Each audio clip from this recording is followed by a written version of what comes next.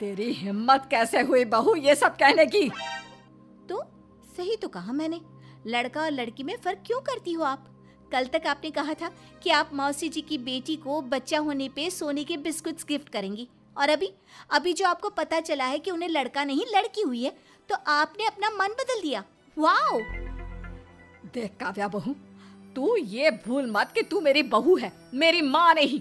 लगता है तू होश में नहीं है। मैं होश में ही हूँ, और ये भूली भी नहीं हूँ कि मैं आपकी बहू हूँ और आप मेरी सास। सही कह रही है काव्या।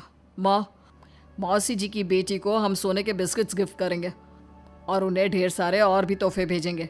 बेटी हुई तो क्या हुआ, बेटा बेटी में फर्क नहीं होना चाहिए। क्या दौर आ गया है, बेटा अब अपने माँ बाप को छोड़कर अपनी बीवी की हाँ में हाँ मिलाने लग गया है। काव्या हमेशा से ही हाजिर जवाब होती है। वो हर गलत बात पर मुंह तोड़ जवाब देती है, जिससे उसकी सास इरावती, ससुर कुलभूषण और ननद ईशा को बहुत गुस्सा आता। लेकिन उसका पति माहिर हमेशा उसके साथ खड़ा रहता और उसकी हर सही बात में उसका साथ देता। एक बार ईशा देर रात को बाहर से घूम कर आती है। अरे ईशा बेटिया, बहुत लेट हो गया, जा हाथ मुंह धो ले बेटा, मैं तेरे लिए खाना परोसती हूँ। हाँ माँ, बड़ी भूख लगी है। पार्टी में मैंने शर्म के मारे सिर्फ कोल्ड ड्रिंक्स ही पिए, कुछ खाया ही नहीं।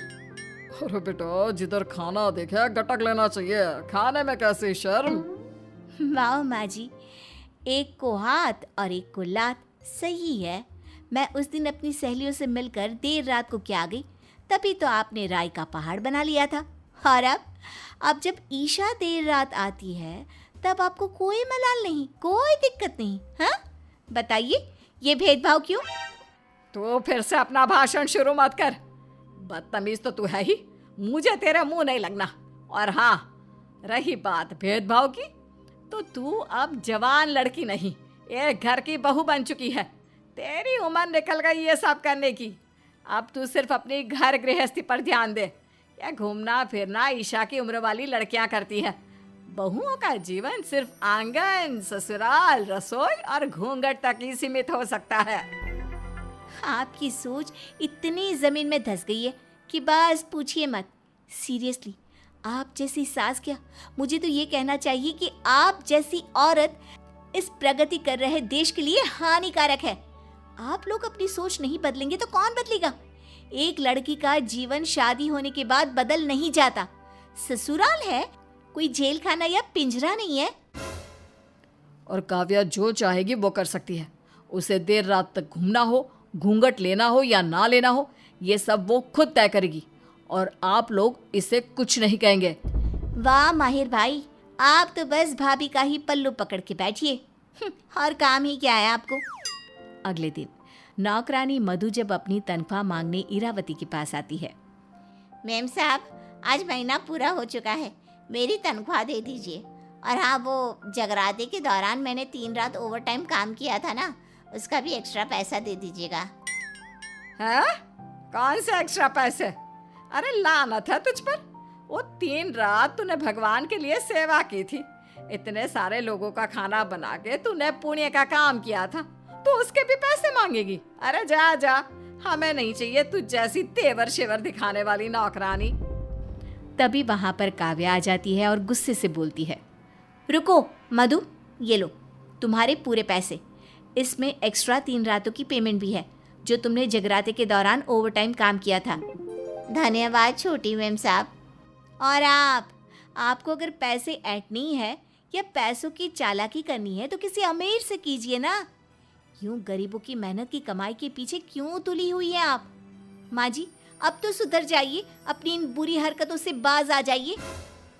बहू देख, तू ना अपनी लिमिट क्रॉस मत कर, वरना मैं भी क्रॉस कर जाऊंगी। मैं अपनी लिमिट के अंदर ही हूँ, और जो गलत है सो गलत है। वकालत समझिए या इसे मेरी बदतमीजी समझिए। काव्या ये कहकर वहां से चली जाती है। न जाने कौन सी घड़ी थी वो जब मैंने इसे अपने माहिर के लिए चुना। मेरे तो भाग ही फूटे हैं जो मुझे ऐसी 440 वोल्ट की बहू मिली है। इतने ताने तो मुझे मेरी स्वर्गवासी सास ने भी नहीं दिए, जितनी ये कलमुही देती रहती है जब देखो तब। एक दिन काव्या जब बाजार से सामान खरीद कर आ रही होती है, तभी वो देखती है कि कुलभूषण पार्क में बैठकर जुआ खेल रहा है। फिर रात में घर पर, पापा जी सच सच बताइए, आज आप पार्क में क्या कर रहे थे? क्या कर रहे थे मतलब? अरे अपने दोस्तों के साथ बातें करना, कसरत करना, वही तो थोड़ा बहुत कुछ करते हैं हम पार्क में, और क्या करेंगे? झूठ मत बोलिए आप। माँ जी, ईशा, माहिर, पापा जी को मैंने आज पार्क में जुआ खेलते हुए देखा। क्या? अरे तुझे शर्म नहीं आई क्या? अपने ससुर पर इतना बड़ा घटिया इल्जाम लगा रही है। अपनी तमीज तो तू मायके में ही छोड़ आई है ना, लेकिन लोक लाज और शर्म भी है या नहीं? बेवकूफ, करमजली कहीं की। बहू, ये सब बोलने से पहले थोड़ा सोच लिया करो, जो जी में आया बोल देती हो। भाभी, आपको ना जरूर कोई सीरियस मेंटल इश्यू है, जो आप बेवजह हर बात पर राशन पानी लेकर चढ़ जाती हो। इसलिए आपको कोई पसंद ही नहीं करता सिवाय माहिर भाई के। काव्या हमेशा सच का साथ देती है, और सच हमेशा कड़वा होता है, इसलिए कोई इसे पसंद नहीं करता।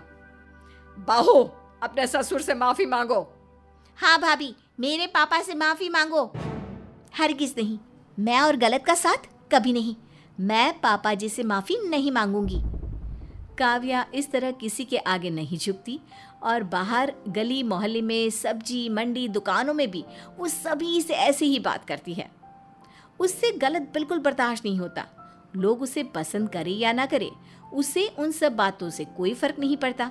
एक दिन जब ईशा आधी रात तक घर नहीं लौटती, तब सब सोए होते हैं।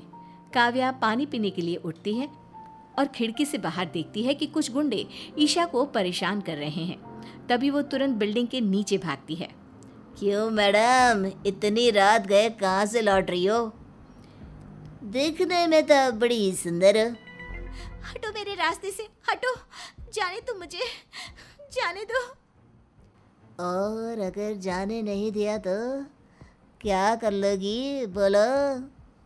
तभी वक्त रहते ही काव्या वहां पर आकर बेलन से तीनों गुंडों की कुटाई करती है। ये ले, ये ले, और ये ले।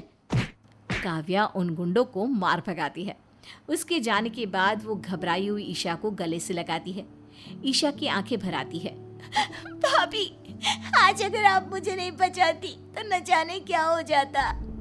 घर पर जब दोनों जाकर सब कुछ बताते हैं, तब इरावती और कुलभूषण भी शर्मसार हो जाते हैं और उन्हें अपनी गलतियों का एहसास हो जाता है। बहू, माफ कर दे, भूल हो गई हमसे। आज पता चला तू क्या है। अब तक लगता था कि तू जानबूझकर इतनी मुंहफट और हाजिर जवाब है, लेकिन आज तूने मेरी बेटी की जान बचाई। तूने ये साबित कर दिया कि तू तो मेरी 440 वोल्ट की बहू है, जो टेढ़ी जरूर है, लेकिन अन्याय को चीर कर और गलत के खिलाफ खड़ी रहने वाली है। हाँ काव्या बहू, धन्यवाद मेरी बेटी की जान बचाने के लिए। तूने हमारी आंखों पर से न जाने सदियों से चढ़ा हुआ घटिया सोच का चश्मा हमेशा हमेशा के लिए हटा दिया। और हाँ, मैं अब से जुआ भी नहीं खेलूंगा। क्या? तो इसका मतलब सच में आप जुआ खेलते हो? पापा, अब आपको 3 दिन रोटी ही नहीं मिलेगी। अरे इरावती, ये तुम क्या बोल रही हो? अरे तुम्हारे सर की कसम, मैं सच में छोड़ दूंगा ना जुआ खेलना। थैंक यू काव्या, इतनी अच्छी बीवी और इतनी अच्छी बहू होने के लिए। ये मेरा परिवार है। अपनों के लिए तो मैं हर उस बाजी को जीत जाऊंगी जो मेरे रास्ते में आएगी, चाहे टेढ़ा बनकर ही क्यों ना जीतूं। और इस तरह काव्या अपने ससुराल वालों की सोच बदल देती है और फिर पूरा परिवार एक खुशहाल जीवन व्यतीत करता है।